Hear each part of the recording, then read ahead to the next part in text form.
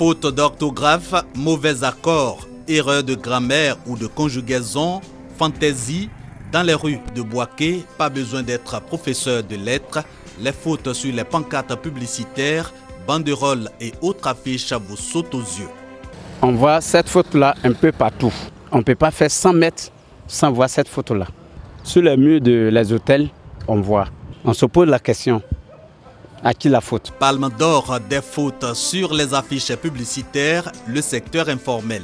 Pour les opérateurs, mal ou bien écrit, peu importe. L'essentiel, c'est que le message passe. Moi, je ne regarde pas, moi, je vois les fautes. Et puis bon, je me casse quoi. Moi, je n'ai pas le temps. Ici, le mobile, c'est la satisfaction du client. Le reste est bien moins important. D'ailleurs, les opérateurs du secteur informel imputent la faute aux concepteurs des messages publicitaires. Accusation que ces derniers rejettent. L'erreur ne vient pas de nous. Ça vient des calligraphes.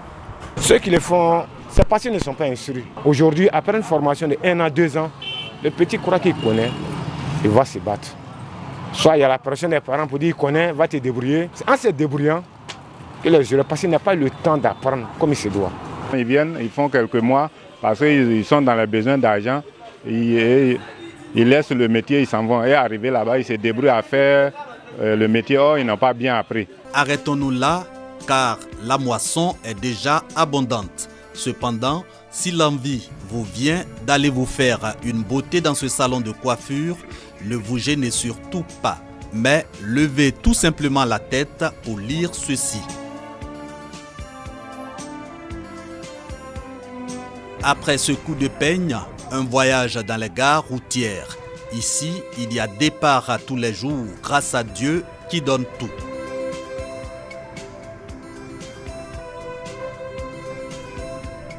Le diagnostic posé semble donc clair. La langue de Molière est massacrée dans les rues de Bouaké sous le regard de tous.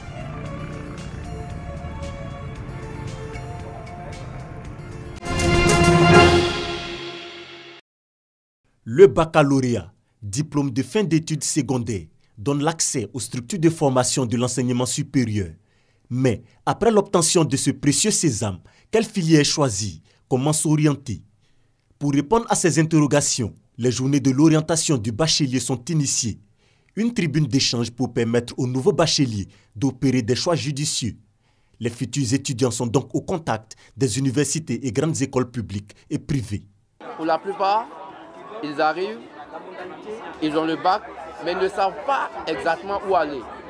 Donc par rapport à la série du bac, nous essayons de vraiment les aider à s'orienter, à aller là où il faut. Personnellement, après le bac, j'ai choisi de faire la mini-géologie, soit informatique. Bon, quand je suis venu ici aujourd'hui, en tout cas, j'ai vu beaucoup de choses que je n'avais pas encore vues.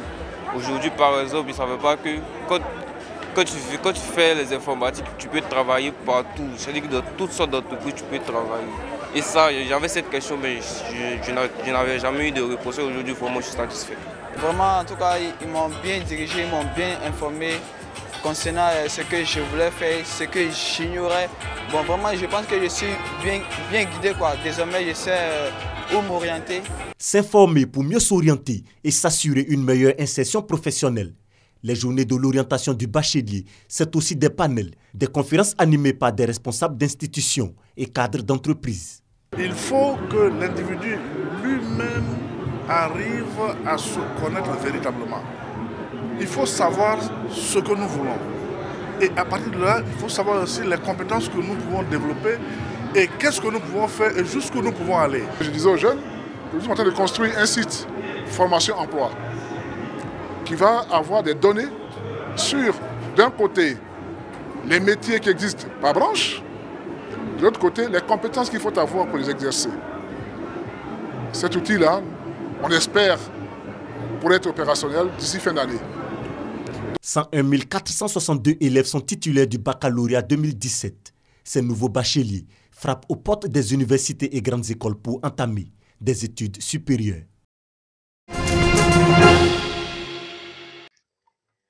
Esther Kwasi, élève à vacances à Boisseau-Comoué, son village natal. Pas de temps de repos pour la vacancière. Elle est obligée de parcourir 2 à 3 km afin de recueillir un peu d'eau pour les besoins de la famille. Je suis venue passer les vacances chez ma grand-mère. Depuis que je suis arrivée, on puise l'eau au puits seulement. C'est loin. Dans cette localité située dans le département d'Aboisseau, l'accès à l'eau potable se pose avec acuité. Une seule pompe hydraulique villageoise pour une population de plus de 5000 âmes. Si tu n'es pas arrivé à 1 heure, là, tu ne peux pas avoir l'eau. Il y a des fois même là, tu vas à 1 heure même là, tu ne gagnes pas. La problème de poitrine ici, beaucoup là. Tout le temps charrer l'eau là. Outre le manque d'eau potable, Aboisseau Komoué est frappé par une autre réalité. Le village n'est toujours pas connecté au réseau national électrique. Il y a un problème majeur ici à Aboisseau Komoué. Pourtant, on peut dire que les poteaux électriques que vous voyez là sont plantés il y a de cela pratiquement 4 ans.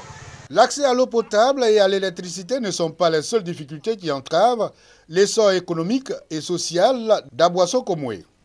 La dégradation très avancée des pistes villageoises bloque également l'évacuation des productions agricoles, notamment le binôme café-cacao et l'EVA. La route n'est pas bonne. Pour voir ça, si tu vas prendre plein de 40 000 pour prendre Aboisseau Komoué à l'époque 62 km, pas trop ça. Dans beaucoup d'état que d'une aide. Aboisseau Komoué attend sa connexion au réseau national électrique, la construction d'un château d'eau et les pistes pour une meilleure évacuation de ses productions agricoles. Des infrastructures pour sortir ce village de sa léthargie.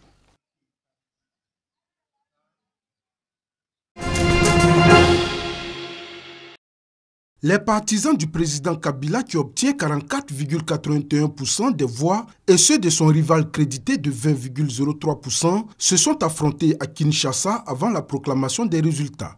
Après avoir voté dans la faveur, les électeurs de la République démocratique du Congo RDC attendaient avec anxiété dimanche 20 août les résultats du scrutin historique de l'élection présidentielle du 30 juillet, le premier de cette importance à être organisé en 4 décennies sous l'égide du multipartisme, de peur que la violence à un moment donné ne vienne gâter le processus électoral.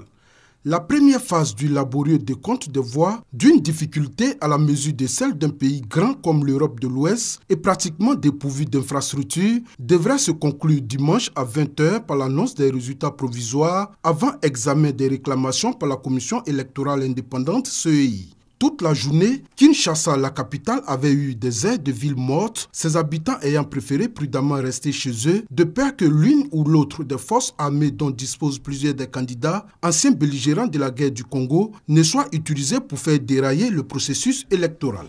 Dimanche soir, les faits ont semblé à 2 doigts de leur donner raison lorsque des coups de feu ont éclaté vers 18h30 dans les environs du siège du mouvement de libération du Congo MLC de Jean-Pierre Bemba, principal adversaire du président sortant Joseph Kabila, ce qui a déclenché les premiers tirs de main confus.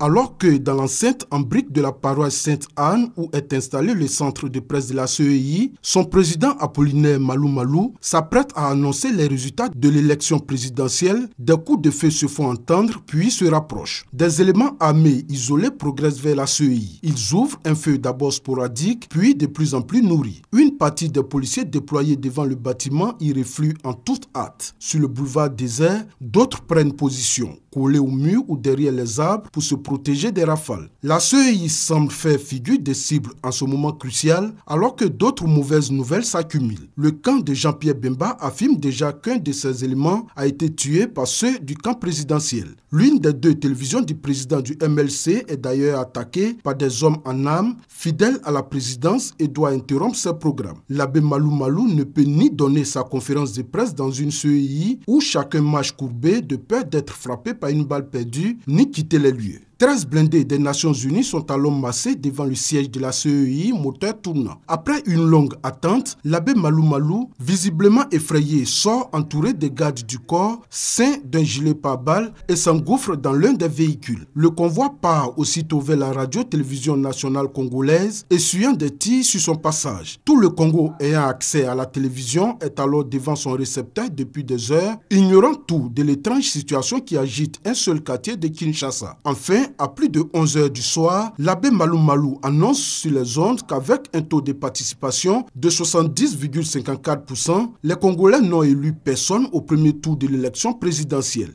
le président Kabila obtient 44,81% des voix. Son rival Jean-Pierre Bemba en obtient 20,03%. Après avoir été donné vainqueur putatif dès le premier tour sur la base des résultats partiels, Joseph Kabila a vu son pourcentage s'éroder dans la dernière ligne droite. La date du second tour a été provisoirement fixée au dimanche 29 octobre 2006.